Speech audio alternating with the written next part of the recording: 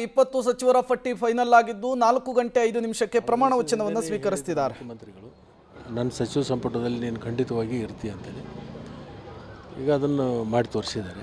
ನಾನು ಮುಖ್ಯಮಂತ್ರಿಗಳಿಗೆ, ಮಾಜಿ ಮುಖ್ಯಮಂತ್ರಿಗಳಿಗೆ, ರಾಷ್ಟ್ರೀಯ ಅಧ್ಯಕ್ಷರಾಗಿರ್ತಕ್ಕಂಥ ಸನ್ಮಾನ್ಯ ಖರ್ಗೆಜಿ ಅವರಿಗೆ, ವೇಣುಗೋಪಾಲ್ ಅವರಿಗೆ, ರಾಹುಲ್ ಗಾಂಧಿ ಅವರಿಗೆ, ಸೋನಿಯಾ ಗಾಂಧಿ ಅವರಿಗೆ, ಪ್ರಿಯಾಂಕಾ ಗಾಂಧಿ ಅವರಿಗೆ, ಸುರ್ಜೇವಾಲಾ ಅವರಿಗೆ, ನಮ್ಮ ರಾಷ್ಟ್ರೀಯ ನಾಯಕರಿಗೆಲ್ಲರಿಗೂ ಕೂಡ ನಾನು ಅಭಿನಂದನೆಗಳನ್ನು ಸಲ್ಲಿಸ್ತೀನಿ. ಮತ್ತು ರಾಜ್ಯದ ಅಧ್ಯಕ್ಷರಿಗೆ, ಮುಖ್ಯಮಂತ್ರಿಗಳಿಗೆ, ಮಾಜಿ ಮುಖ್ಯಮಂತ್ರಿಗಳಿಗೂ ಕೂಡ ನಾನು ಹೃದಯ ತುಂಬಿ ಅಭಿನಂದನೆಗಳನ್ನು ಈ ಸಂದರ್ಭದಲ್ಲಿ ಸಾಕಷ್ಟು ಕಾಯಿಸ್ಬಿಟ್ರು ನಿಮಗೆ ಅಲ್ಲ ಸರ್, ಏನು ಅನಿಸ್ತದೆ ಅದರ ಬಗ್ಗೆ? ರಾಜಕಾರಣದಲ್ಲಿ ತಾಳ್ಮೆ ಮತ್ತು ದೂರದೃಷ್ಟಿಯನ್ನು ಇಟ್ಕೋಬೇಕಾಗತ್ತೆ. ಹರಿಬರಿ ಆಗಬಾರ್ದು, ತಾಳಿದ್ದನೇ ಬಾಳುತ್ತೆ ಯಾವಾಗಲೂ.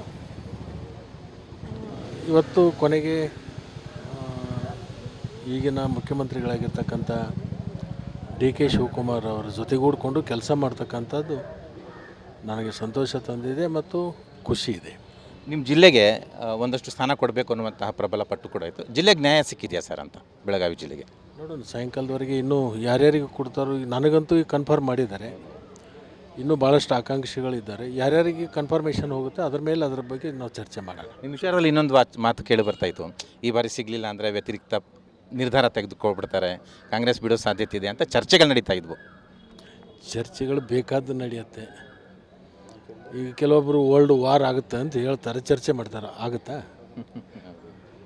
ಚರ್ಚೆ ಅಷ್ಟೇ. ಅವು ಯಾರು ವೈಯಕ್ತಿಕ ವಿಚಾರಗಳನ್ನು ವ್ಯಕ್ತಪಡಿಸಿದಾಗ ಅದು ನಿಜ ಅಂತ ಹೇಳ್ಕೋಬೇಕು. ಊಹಾಪೋಹಗಳು, ಚರ್ಚೆಗಳು ನಡೀತಿರ್ತವೆ. ಏನು ಹುಡುಗಾಟಿಗೇನ್ರಿ? ಒಂದು ಪಕ್ಷದಿಂದ ಬಂದು ಇನ್ನೊಂದು ಪಕ್ಷ ಸೇರಿಕೊಂಡು ತಕ್ಷಣಕ್ಕೆ ಮಾಡ್ತಕ್ಕಂಥದ್ದು, ಬದಲಾವಣೆ ಆಗ್ತಕ್ಕಂಥದ್ದು ಅಷ್ಟು ಸುಲಭ ಆದದ್ದು ಮಾತಲ್ಲ ಅದು. ಯಾಕಂತಂದರೆ ಜನ ನಮ್ಮನ್ನು ನೋಡ್ತಿರ್ತಾರೆ. ಇದು ಸಚಿವರಾದಂತಹ ಲಕ್ಷ್ಮಣ್ ಸವದಿ ಅವರ ಮೊದಲ ಪ್ರತಿಕ್ರಿಯೆ. ಬೆಳಗಾವಿ ಭಾಗದಿಂದ 3-4 ಜನರ ನಡುವೆ ತೀವ್ರ ಪೈಪೋಟಿ ಇತ್ತು. ಈಗ ಲಕ್ಷ್ಮಣ್ ಸವದಿ ಅವರ ಹೆಸರು ಅಂತಿಮವಾಗಿದೆ. ಇವತ್ತು ಸಚಿವರಾಗಿ ಪ್ರಮಾಣ ವಚನವನ್ನು ಲಕ್ಷ್ಮಣ್ ಸವದಿ ಅವರು ಸ್ವೀಕರಿಸ್ತಾರೆ. ಬಿಜೆಪಿಯಲ್ಲಿದ್ದವರು ಲಕ್ಷ್ಮಣ್ ಸವದಿ ಅವರು DCM ಆಗಿಯೂ ಕೂಡ ಕೆಲಸವನ್ನು ಮಾತಾಡೋಣ ಸರ್. ಕೊನೆಗೂ ನಿಮ್ಮ ತಂದೆಯವರಿಗೆ ಸಚಿವ ಸ್ಥಾನ ಸಿಕ್ಕಿದೆ, ಮಗನಾಗಿ ಎಷ್ಟು ಖುಷಿ ಆಗ್ತಿದೆ, ಏನು ಹೇಳ್ತೀರಿ ಈ ಸಂದರ್ಭದಲ್ಲಿ? ನನಗೆ ತುಂಬ ಖುಷಿ ಇದೆ. ಅವರು ತುಂಬ ಸಾಲಿಗೆ ವೇಟ್ ಮಾಡ್ತಾ ಇದ್ದಾರೆ, ಹಾರ್ಡ್ ವರ್ಕ್ ಇದೆ. ಅವರು ತುಂಬ ಡಿಸರ್ವ್ ಮಾಡ್ತಾರೆ ಮತ್ತು ತುಂಬ ಖುಷಿ ಎಲ್ಲರಿಗೆ ನೋಡಿ, ಅಪ್ಪಗೆ ನೋಡಿ ಎಷ್ಟು ಹಾರ್ಡ್ ವರ್ಕ್ ಮಾಡಿದ್ದಾರೆ, ಎಷ್ಟು ಡಿಸರ್ವ್ ಮಾಡಿದ್ದಾರೆ. ತುಂಬ ಖುಷಿ ಅದನ್ನು ನೋಡೋಕ್ಕೆ. ನಿಮ್ಮ ತಾತವರು CM ಆಗಿದ್ರು, ರಾಜ್ಯದ CM ಆಗಿದ್ರು.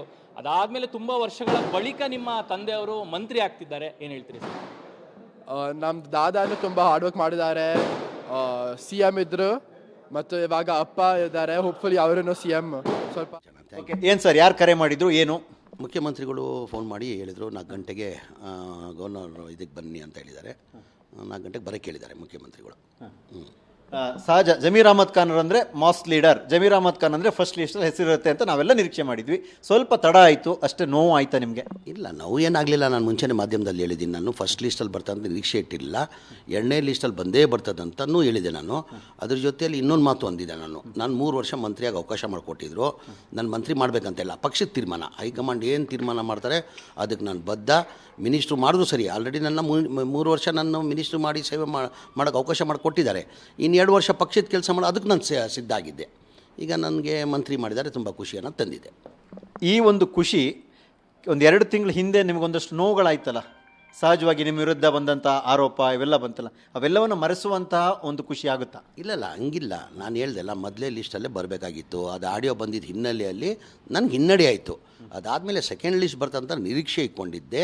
ನಾನು ಆವಾಗಲೂ ಮಾಧ್ಯಮದಲ್ಲಿ ಹೇಳಿದ್ದೀನಿ, ನಾನು 3 ವರ್ಷ ಪಕ್ಷ ನನಗೆ ಮಂತ್ರಿಯಾಗಿ ಸೇವೆ ಸಲ್ಲಿಸೋಕ್ಕೆ ಅವಕಾಶ ಮಾಡಿಕೊಟ್ಟಿದ್ರು. ಇನ್ನು 2 ವರ್ಷ ಬೇಡಪ್ಪ, ನಿನ್ನ ಮಂತ್ರಿ ಬೇಡ, ನೀನು ಪಕ್ಷ ಚುನಾವಣೆ ಬರ್ತಾಯಿದೆ 2028 ನೀನು ಪಕ್ಷದ ಕೆಲಸ ಮಾಡಂದರೆ ಅದಕ್ಕೂ ನಾನು ಸಿದ್ಧ ಆಗಿದೆ. ಈಗ ಪಕ್ಷ ನನ್ನ ಮಂತ್ರಿಯಾಗಿ ಕೆಲಸ ಮಾಡಿ ಅಂತ ತಿರ್ಗಾ ಜವಾಬ್ದಾರಿ ವಹಿಸಿದ್ದಾರೆ. ನಾನು ಹೆಚ್ಚಿನ ಜವಾಬ್ದಾರಿ ಕೊಟ್ಟಿದ್ದಾರೆ ನನಗೆ. ನನ್ನ ಜವಾಬ್ದಾರಿನ ನಿಭಾಯಿಸ್ತೀನಿ ನಾನು. ಯಾವ ನೋವು ಇಲ್ಲ, ಯಾಕಂದರೆ ಇಷ್ಟು ದಿನ ಕಾಯ್ದಿದ್ದು ಅಥವಾ ಬೇರೆ ಏನೋ ನೋವಾಯಿತು ಅದೆಲ್ಲ ನೋವು ಮರಿತಾ, ಅಥವಾ ಒಂಚೂರು ನೋವಿನ ಮಧ್ಯದಲ್ಲಿ ಖುಷಿ ಇದೆಯಾ? ಏನು ನೋವಿಲ್ಲ ನನಗೆ, ಏನೇನೂ ನೋವಿಲ್ಲ ನನಗೆ, ಏನೇನೂ ನೋವಿಲ್ಲ. ನಾನು ಹೇಳಿದ್ದೀನಿಲ್ಲ, ನನ್ನ ಮಂತ್ರಿ ಕೊಟ್ಟಿಲ್ಲ ಅಂದರೂ ನಾನು ಖುಷಿಯಾಗಿರ್ತಾ ಇದ್ದೆ. ಈಗ ಮಂತ್ರಿ ಏನು ಕೊಟ್ಟಿದ್ದೀನಿ ನಾನು ಖುಷಿಯಾಗಿದ್ದೀನಿ, ಮಂತ್ರಿ ಕೊಟ್ಟಿಲ್ಲ ಅಂದರೂ ಖುಷಿಯಾಗಿದ್ದೆ. ಖುಷಿಯಾಗಿ ಏನಕ್ಕಂದರೆ ಪಕ್ಷಕ್ಕೆ ಜವಾಬ್ದಾರಿ ಕೊಡ್ತಾಯಿದ್ರು ನನಗೆ, ಅದು ನನಗೆ ಹೆಚ್ಚು. ಪಕ್ಷ ಇದ್ದರೆ ನಾವು, ಪಕ್ಷ ಇಲ್ಲಂದ್ರೆ ನಾವು ಯಾರೂ ಇಲ್ಲ. ಈಗ ನನ್ನ ಪಕ್ಷ ಜವಾಬ್ದಾರಿ ಕೊಟ್ಟಿದೆ, ನನ್ನ ಪಕ್ಷದ ಜವಾಬ್ದಾರಿ ನಿಭಾಯಿಸ್ತೀನಿ ನಾನು. ಅಕಸ್ಮಾತ್ ನೀವು ಪಕ್ಷದ ಕಡೆಗೂ ಕಳಿಸಿದ್ದಿದ್ರೆ ಇದನ್ನು ಕೊಡದೆ ನೀವೆಲ್ಲ ಒಂದು ಆರೋಪ ಹೊತ್ಕೊಂಡೇ ಇರಬೇಕಾಗ್ತಿತ್ತಲ್ವ, ಆ ಒಂದು ನೋವಿಂದ ಅಂತೂ ಹೊರಗೆ ಬಂದ್ರಿ ಅಲ್ವಾ? ಇಲ್ಲ, ಆ ಥರ ಇಲ್ಲ. ಈಗ ಪಕ್ಷದ ಜವಾಬ್ದಾರಿ ಮಂತ್ರಿಯಿಂದ ಪಕ್ಷದ ಜವಾಬ್ದಾರಿ ಹೆಚ್ಚು ನನಗೆ. ಏನೀಗ ನಮ್ಮ ಪಕ್ಷ ಇದ್ದರೆ ತಾನೇ ನಾವು, ಪಕ್ಷ ಇದ್ದರೆ ತಾನೇ ನಾವು. ಸರ್, ಕೊನೆಯದಾಗಿ ಮೊದಲು ಇದುವರೆಗೆ ಯಾವ ವಸತಿ ಖಾತೆ ಮತ್ತು ವಕ್ಫ್ ಸಂಬಂಧಪಟ್ಟ ಖಾತೆಗಳನ್ನ ನಿರ್ವಹಣೆ ಮಾಡಿದ್ರಿ ಸರ್. ಈ ಬಾರಿ ಅದೇ ಖಾತೆ ನಿರೀಕ್ಷೆಯಲ್ಲಿದ್ದೀರಾ ಅಥವಾ ಯಾವುದಾದ್ರೂ ಓಕೆನಾ? ಇಲ್ಲ, ಮನೆ ಮುಖ್ಯಮಂತ್ರಿಗಳು ಯಾವ ಖಾತೆ ಕೊಟ್ಟರು ನಿಭಾಯಿಸ್ತೀವಿ ನಾವು. ಯಾವುದನ್ನ ಖಾತೆ ಕೊಡಲಿ, ಇಂಥದ್ದಂತ ಏನಿಲ್ಲ. ನನಗೆ ವಸತಿ ಖಾತೆ ಕೊಟ್ಟಿದ್ದರು. ವಸತಿ ಖಾತೆ ನಿಮ್ಮೆಲ್ಲ ಗೊತ್ತಿದ್ದಂಗೆ ಇದುವರೆಗೂ 10 ವರ್ಷದಿಂದ ಒಂದು ಮನೆ ಕೊಡೋಕ್ಕೆ ಸಾಧ್ಯ ಆಗಿಲ್ಲ. 79,860 ಮನೆಗಳು ಕೊಟ್ಟೆ ನನ್ನ ಅವಧಿಯಲ್ಲಿ, 3 ವರ್ಷದಲ್ಲಿ 79,860 ಮನೆಗಳು ಕೊಟ್ಟೆ. ಇನ್ನು 33,000 ಮನೆಗಳು ರೆಡಿ ಮಾಡ್ಕೊಂಡಿದ್ದೆ. ಇನ್ನು 33,000 ಈಗ ನನಗೆ ಆ ಖಾತೆ ಕೊಟ್ಟು ಸರಿ, ಇಲ್ಲ ಬೇರೆ ಯಾವುದನ್ನ ಖಾತೆ ಕೊಡಲಿ, ಮುಖ್ಯಮಂತ್ರಿ ಚಾಯ್ಸ್ ಅದು. ನೀವು ಖುಷಿಯಾಗಿದ್ದೀರಿ, ಯಾವುದೇ ಗೊಂದಲ ಇಲ್ಲ, ಒಂದು ರೀತಿ ರಿಲ್ಯಾಕ್ಸ್ ನೀವೀಗ? 100% ಖುಷಿಯಾಗಿದ್ದೀನಿ. ಓಕೆ, ಜಮೀರ್ ಅಹಮದ್ ಅವರೇ, ಕಂಗ್ರ್ಯಾಚುಲೇಷನ್ ಸರ್, ತಮಗೆ ಒಳ್ಳೇದಾಗಲಿ. ಇದು ನೂತನವಾಗಿ ಸಚಿವರಾಗ್ತಾ ಇರುವಂಥ ಜಮೀರ್ ಅಹಮದ್ ಅವರ ಮಾತು. ಅಂದರೆ ನನಗೆ ಎಲ್ಲೋ ಒಂದು ಕಡೆ ಕಾಯಬೇಕಾಯಿತು, ಕಾದಿದ್ದೀನಿ, ಆದರೆ ಆಡಿಯೋ ಅವೆಲ್ಲವೂ ಕೂಡ ಬಂದು ಹೋದರೂ ಕೂಡ ಇವಾಗ ಅವಕಾಶ ಕೊಟ್ಟಿದೆ, ಪಕ್ಷದ ಮೇಲಿನ ಜವಾಬ್ದಾರಿ ಕೂಡ ಹೆಚ್ಚಿದೆ, ಎರಡೂ ನಾನು ನಿರ್ವಹಿಸ್ತೀನಿ ಅನ್ನುವಂಥದ್ದು ನೂತನ ಸಚಿವರಾಗ್ತಿರುವಂಥ ಜಮೀರ್ ಅಹಮದ್ ಖಾನ್ ಅವರ ಮಾತು. ಕ್ಯಾಮ್ರಾ ಪರ್ಸನ್ ಗಣೇಶ್ ಜೊತೆ ಸುಕೇಶ್, ಪಬ್ಲಿಕ್.